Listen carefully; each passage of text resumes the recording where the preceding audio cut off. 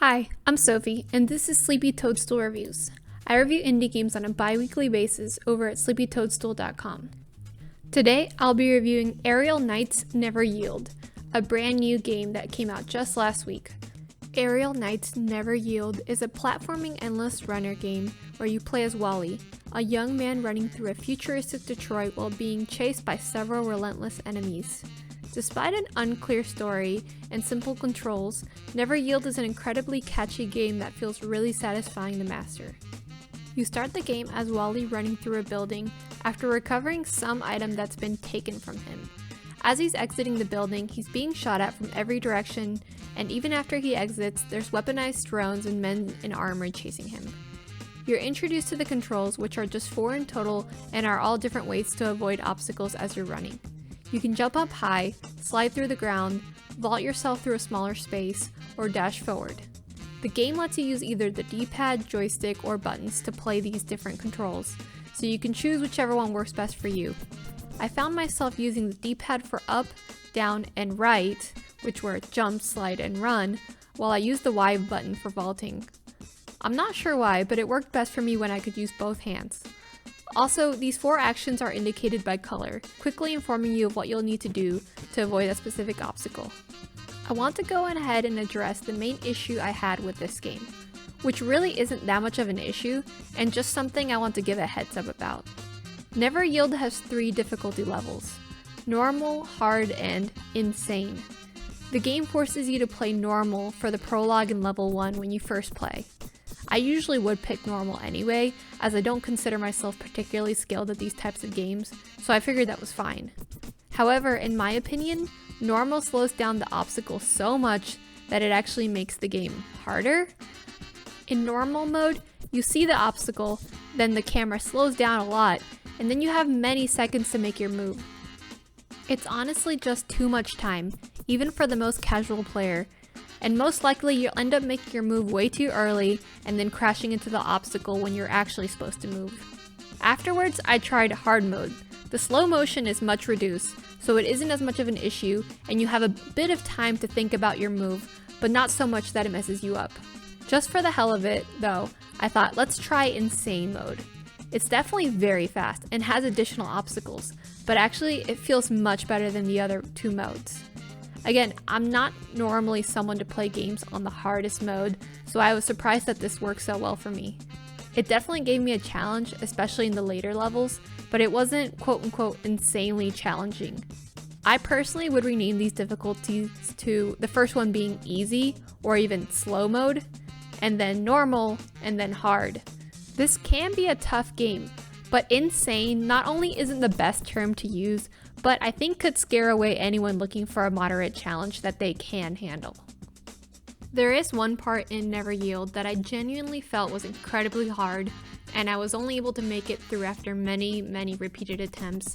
Normally, any obstacle you come across is telegraphed really well in this game. Even if you can't see the obstacle itself yet, you'll see a short burst of color that tells you what's about to come next.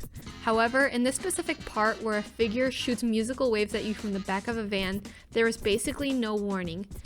It became a high-stress sequence in which I had to memorize every action through trial and error, enough to make it through to the next checkpoint. It just wasn't as enjoyable as the rest of the game, but maybe there's a trick to it that I missed.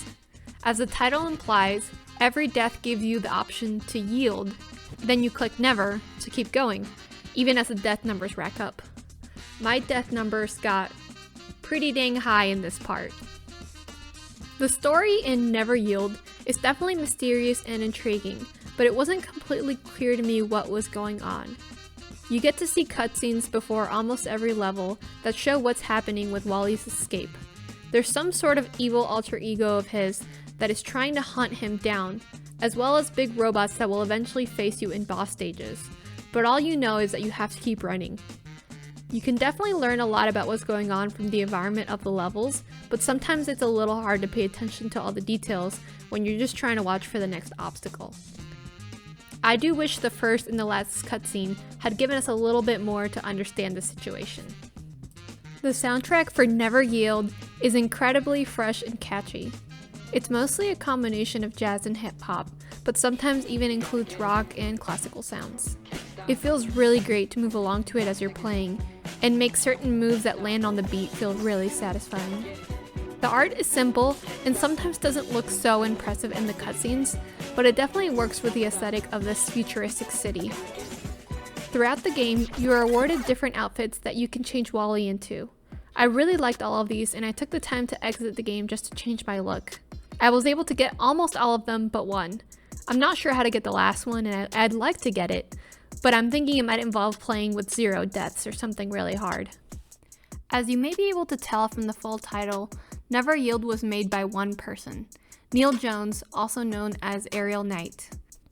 On the game's description, Neil states, "This project began just as a passion project I started on my own to create something familiar but new for this generation of gamers, while highlighting aspects of a culture that is often overlooked." You can tell he put a lot of love and personality into the game. In a Verge interview, Neil also talks about how he embarked on the solo dev journey after seeing little to no Black representation in games being made and the teams making them. I'll link the article below if you want to learn more about that. I look forward to seeing what Neil will work on next.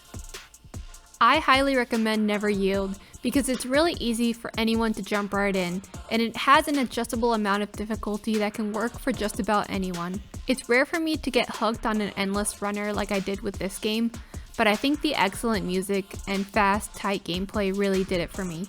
Never Yield is a short game, only taking me about 2.5 hours to beat, but I've already been replaying many of the levels since beating it.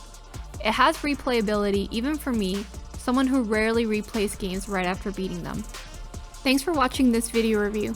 If you like indie games, head over to sleepytoadstool.com or look up Sleepy Toadstool on Twitter to find more reviews.